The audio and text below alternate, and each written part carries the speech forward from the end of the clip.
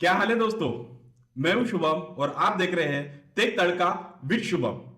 तो आज तक हमने इस देव सीरीज में क्या किया। एपिसोड 1 में हमने वेब एप्लीकेशन को गिटहब से उबंटू पर डिप्लॉय किया इंजीनियर्स के साथ। एपिसोड 2 में उसी एप्लीकेशन को डॉकराइज किया और एक स्टैंडर्ड कंटेनर में उसे बंद कर दिया ताकि वो स्मूथली रन कर सके। लेकिन एक प्रॉब्लम थी, हर बार हमें सर्वर पर एसएसएच करना पड़ता था, गिट पुल चलाना पड़ता था और वही 3 कमांड। छोटी चीज दिखती है लेकिन स्केल पर एक बहुत बड़ी प्रॉब्लम है। तो आज के इस वीडियो में हम इसी प्रॉब्लम को खत्म करते हैं। तो आज की इस वीडियो में हम गिटहब एक्शन से फुल्ली ऑटोमेटिक सीआई/सीडी पाइपलाइन बनाएंगे। आप सिर्फ कोड पुश करो, सर्वर पर ऑटोमेटिकली डिप्लॉय हो जाएगा। सबसे पहले समझते हैं सीआई/सीडी होता क्या है। ठीक है, उससे भी पहले हम देखते हैं ओल्ड वर्कफ्लो मैनुअल वे। डेवलपर क्या करता था, डेवलपर कोड पुश करता था गिटहब पर, कोड अपलोड। ठीक है, बाद में मैन्युअली सर्वर पर जाता था, टर्मिनल खोलो, आईपी एड्रेस ऐड करो, एसएसएच करो, उसके बाद गिट पुल चलाओ स्पेसिफिक डायरेक्टरी में जाके, जैसे कि cd/var/www और आपका एप्लीकेशन, वहां पे एक कमांड चला गिट पुल ओरिजिन में, ये भी मैन्युअली। बाद में रिलोड करो जैसे कि systemctl reload nginx या फिर docker compose up, सब मैन्युअली। हर डिप्लॉयमेंट में 5 से 10 मिनट। एक स्टेप भूल गए, production down. 10 developer is equal to 10 into manual काम। स्केल नहीं होता, यहाँ पे डेवलपर को पेन होता था। अब समझते हैं CI/CD क्या होता है एग्जैक्टली। CI मतलब कंटिन्यूस इंटीग्रेशन, CD मतलब कंटिन्यूस डिप्लॉयमेंट या कंटिन्यूस डिलीवरी, दोनों यूज होते हैं। सिंपल में बोलूं तो CI/CD एक ऑटोमेशन पाइपलाइन है जो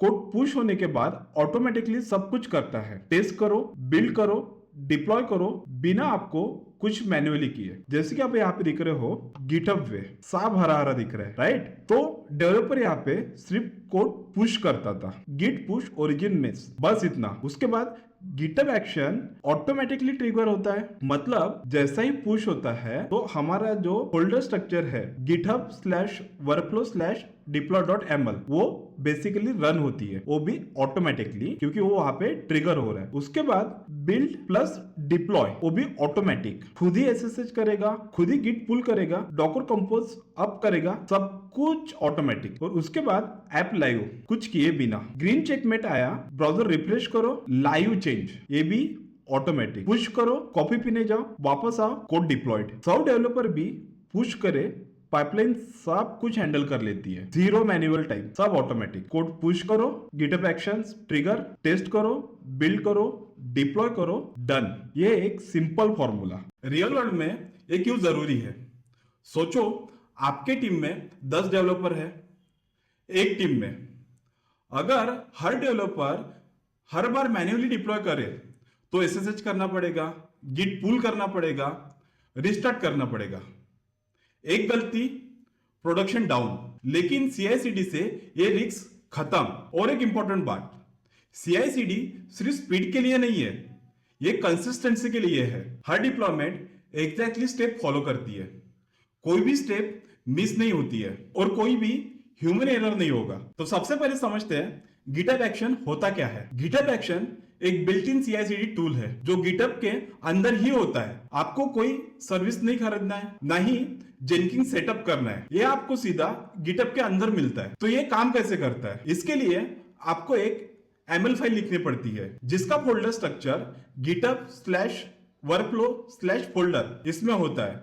इस फोल्डर में आप डिफाइन करते हो कब रन करना है, क्या रन करना है, बस इतना। तो अभी हम समझेंगे गिटहब एक्शंस का वर्कफ्लो कहां पे दिखता है। ठीक है, तो इसके लिए हम हमारे गिटहब अकाउंट पे एंटर हो गए। जैसा हम हमारे रिपोजिटरी में जाएंगे तो यहाँ पे आपको दिखेगा टेक तड़का स्टोर एप्लीकेशन, ये मेरा रिपोजिटरी है। इसके अंदर जैसे आप यहाँ पे ओपन करोगे तो यहाँ पे आपको एक्शन टैब दिखाई देता है। जैसे आप यहाँ पे क्लिक करेंगे, ठीक है, तो यहाँ पे हमारा जो भी वर्कफ्लो है, अगर जैसे हमारा इवेंट ट्रिगर हुआ तो यहाँ पे हमारे को वर्कफ्लो दिखेगा क्रिएट होते हुए। अभी हमारा इवेंट कोई भी ट्रिगर नहीं हुआ है तो यहाँ पे हमको दिख रहा है there are no workflow run at. अभी हम देखते हैं गिटहब एक्शंस के वर्कफ्लो का फोल्डर स्ट्रक्चर क्या होता है। ठीक है, तो जैसे हम यहाँ पे क्लिक करेंगे तो ये हमारा फोल्डर स्ट्रक्चर है github/workflow और इसमें होता है हमारा deploy.ml फाइल। ठीक है, अभी सबसे पहले 4 मेन कंसेप्ट समझते हैं जो गिटहब एक्शंस के लिए हम परफॉर्म करते हैं। ठीक है, तो सबसे पहले होता है वर्कफ्लो। वर्कफ्लो एक ML फाइल होती है जो .github/workflow फोल्डर में होती है। इसमें लिखा होता है कि कोड पुश होने पर क्या क्या स्टेप रन होगा, ठीक है। जैसे कि कोड बिल्ड, डॉकर इमेज बनाओ, सर्वर पर डिप्लॉय करो, मतलब स्टार्ट से लेकर एंड तक ऑटोमेशन का पूरा प्रोसेस वर्कफ्लो में होता है। उसके बाद इवेंट फ्लैश ट्रिगर, ठीक है। इवेंट या ट्रिगर का मतलब होता है वर्कफ्लो कब स्टार्ट होगा। जैसे कि कॉमन ट्रिगर्स होते हैं पुश, जब डेवलपर गिटहब पर कोड पुश करे। दूसरा पुल रिक्वेस्ट, पीआर, जब पीआर क्रिएट हो। तीसरा शेड्यूल, क्रॉन जॉब डेली या फिर हावरली शेड्यूल कर सकते हैं। और चौथा होता है मैन्युअली, बटन क्लिक करने पर रन हो, ठीक है। मतलब जब कोड पुश होगा तब वर्कफ्लो रन होगा। उसके बाद यहाँ पे आता है हमारा तीसरा स्टेप जो कि है जॉब। जॉब का मतलब एक ग्रुप ऑफ स्टेप जो एक मशीन पर रन होते हैं। हर जॉब एक रनर मशीन पर चलता है, उबंटू, विंडोज या फिर मैक पर, ठीक है। एक वर्कफ्लो में मल्टीपल जॉब हो सकते हैं। एग्जांपल बिल्ड हो सकता है, टेस्ट हो सकता है या फिर डिप्लॉय हो सकता है, ठीक है। फिर उसके बाद आता है हमारा चौथा स्टेप जो कि है स्टेप, ठीक है। तो इसमें क्या होता है, स्टेप का मतलब जॉब के अंदर एक सिंगल एक्शन। स्टेप्स 2 का एक टाइप भी हो सकता है, जैसे कि कमांड रन करना, गिटहब एक्शन यूज करना, मतलब स्टेप एक सिंगल कमांड या एक्शन होता है। तो इसके लिए गिटहब हर महीने हमें 2000 फ्री मिनट्स देता है। पब्लिक रेपोज के लिए और प्राइवेट रेपोज के लिए भी डिसेंट फ्री टायर है। हमारा डिप्लॉय वर्कफ्लो 1 से 2 मिनट का है, मतलब हमारा प्रैक्टिकल बिल्कुल फ्री है, ठीक है। तो अभी हम देखते हैं गिटहब सीक्रेट्स, ठीक है। तो पहले एक इंपॉर्टेंट चीज वो होती है सिक्योरिटी। हमारे वर्कफ्लो को सर्वर पर एसएसएच करना है, मतलब एसएसएच प्राइवेट की गिटहब को देनी पड़ेगी, लेकिन इस की को एमएल फाइल में डायरेक्टली मत डालो, एक पब्लिक रिपोजिटरी में जा सकता है। इसके लिए गिटहब पर हम यूज करते हैं गिटहब सीक्रेट्स इनक्रिप्टेड रहते हैं, सिर्फ एक्शन वर्कफ्लोज को एक्सेस मिलता है, किसी और को नहीं, और लॉग्स में भी मास्क हो जाते हैं। जैसे कि अभी हमें गिटहब सीक्रेट्स क्रिएट करना है, तो हम सबसे पहले क्लिक करेंगे सेटिंग्स के ऊपर, ठीक है। जैसा हम सेटिंग के ऊपर क्लिक करते हैं तो यहाँ पे आपको दिखाई देता है सीक्रेट्स एंड वेरिएबल पर क्लिक करने के बाद आपको यहाँ पे दिखाई देता है एक्शन, ठीक है। एक्शन पे हम जैसे ही क्लिक करते हैं तो यहाँ पे आपको दिखाई देता है रिपोजिटरी सीक्रेट। तो अभी हम न्यू रिपोजिटरी सीक्रेट्स क्रिएट करते हैं। तो हम यहाँ पे बेसिकली 4 सीक्रेट सेट करते हैं, जो कि होता है server host, server user, server SSH की और सर्वर पोर्ट, ठीक है। तो हम सबसे पहले हमारा पहला सीक्रेट्स बनाएंगे जो होता है सर्वर होस्ट। सर्वर होस्ट यानी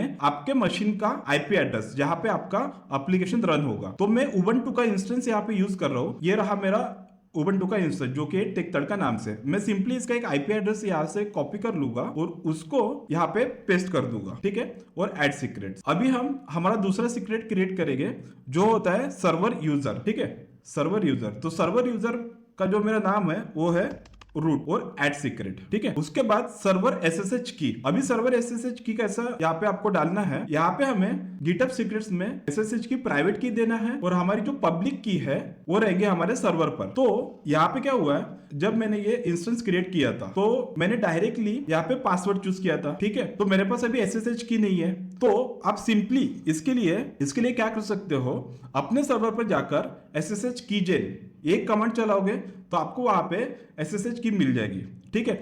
ये आप कर लोगे, लेकिन मैं आपको दिखाऊंगा अगर इसको हमें दूसरे तरीके से करना है तो मैं आपको दिखाता हूं कि विंडोज पे हम इसको कैसे करते हैं, ठीक है। मैं सिंपली क्या करता हूं, यहाँ पे सीएमडी ओपन कर लेता हूं, ठीक है। जैसा मैं यहाँ पे सीएमडी ओपन करता हूं तो यहाँ पे मैं लिखूंगा SSH-कीजेन एंटर, ठीक है। Enter file in which to save the key, मैं सिंपली यहाँ पे एंटर करता हूँ। एंटर पासफ्रेज सिंपली यहाँ पे एंटर कर रहा हूँ और enter the same password again, ये मैं यहाँ पे भी एंटर कर रहा हूँ, ठीक है। अभी हमारा यहाँ पे एसएसएच की बन चुका है। अगर से हमें देखना है तो इसके लिए यहाँ पे ls कमांड यूज नहीं होती है क्योंकि ये विंडोज है, तो यहाँ पे यूज होता है dir डायरेक्टरी /c में :यूजर में जो मेरा सिस्टम का यूजर है HP, उसमें मुझे दिखाई देती है .ssh, ठीक है। ये देखिए यहाँ पे मेरी फाइल मुझे दिखाई दे रही है। अभी यहाँ के प्राइवेट की को हमें कॉपी करना है, तो इसके लिए हम सिंपली क्या करेंगे, यहाँ पे जाएंगे, ठीक है, और c/user/hp.ssh यहाँ पे जाते हैं, ठीक है।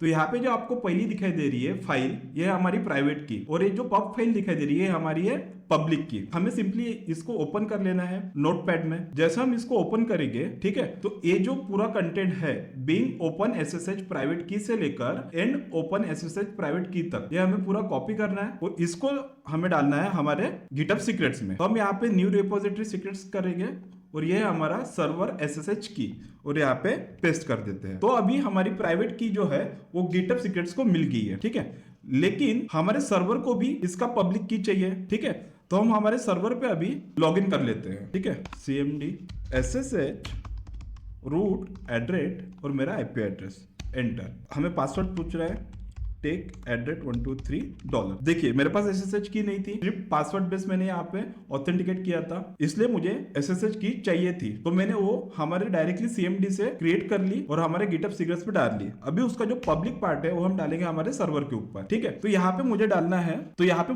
मेरे जो मैंने SSH की क्रिएट की है उसका पब्लिक का पार्ट मुझे यहाँ पे डालना है। तो मैं सिंपली यहाँ पे कर लूंगा sudo vim/ssh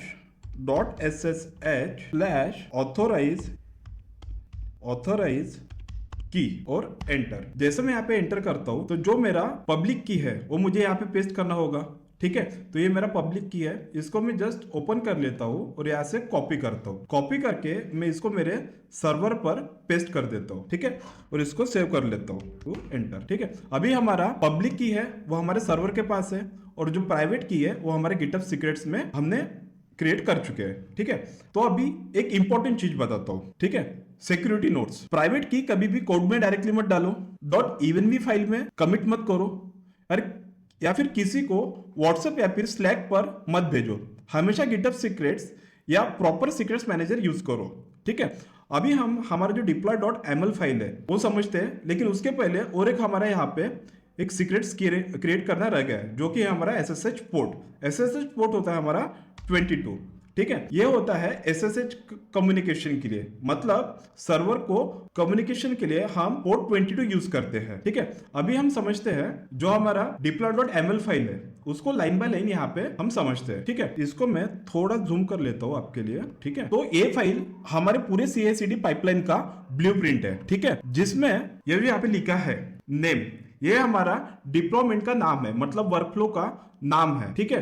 तो यहाँ पे ऑन पुश ब्रांचेस मेन, इसका मतलब जब मेन ब्रांच पर कोड ट्रिगर हो या फिर पुश हो तो आप डिप्लॉय करो, अगर फीचर ब्रांच पर कोड आया तो वो डिप्लॉय नहीं होगा, ठीक है। बाद में jobs deploy run hyphen on Ubuntu latest. तो यहाँ पे क्या होता है, गिटहब एक फ्रेश उबंटू मशीन स्पिन करता है। हमारे स्टेप यहाँ चलते हैं, ये मशीन एक रनर मशीन होती है जो हर रन के बाद ऑटोमेटिकली डिलीट हो जाती है, ठीक है। उसके बाद नेम है, ठीक है, नेम है चेकआउट कोड और यूजेस है /checkout वर्जन 4, ठीक है। पहला स्टेप रेपोजिटरी का कोड इस रनिंग मशीन पर क्लोन करता है, ये ऑलमोस्ट हर वर्कफ्लो में होता है। उसके बाद ये जो है नेम डिप्लॉय वाया SSH और यूजेस appleboy/ssh.action वर्जन 1.0.3। ये एक पॉपुलर कम्युनिटी एक्शन है जो SSH कनेक्शन हैंडल करता है।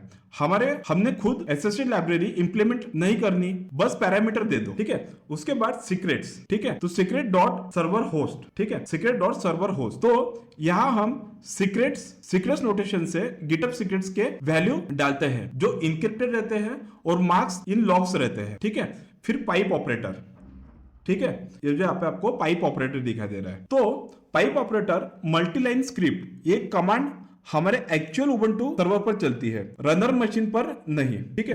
फिर इसके बाद हमारी स्क्रिप्ट यहाँ पे रन होती है जो CD करता है root/टेक तड़का स्टोर को। उसके बाद जो हमारा टेक तड़का स्टोर का जो यहाँ पे सर्वर में जो हमारा फोल्डर है ये खुद इसके अंदर CD कर लेगा, जैसे कि CD टेक तड़का स्टोर, ठीक है। उसके बाद गिट पुल करेगा ओरिजिन मेन, ठीक है। बाद में डॉकर कंपोज डाउन करेगा अगर से कोई कंटेनर यहाँ पे रनिंग है, जैसे कि हम अभी यहाँ पे देखेंगे हमारे सर्वर पर डॉकर पीएस, ठीक है। तो यहाँ पे एक कंटेनर हमारा रनिंग है, मैं इसका एक IP एड्रेस लिख के आपको दिखा भी देता हूँ कि हमारा एप्लीकेशन अभी लाइव है, ठीक है, जो कि यहाँ पे आपको दिखाई दे रहा है, जिसमें होम टैब है, माय प्रोडक्ट है, माय कैटेगरीज है, ठीक है।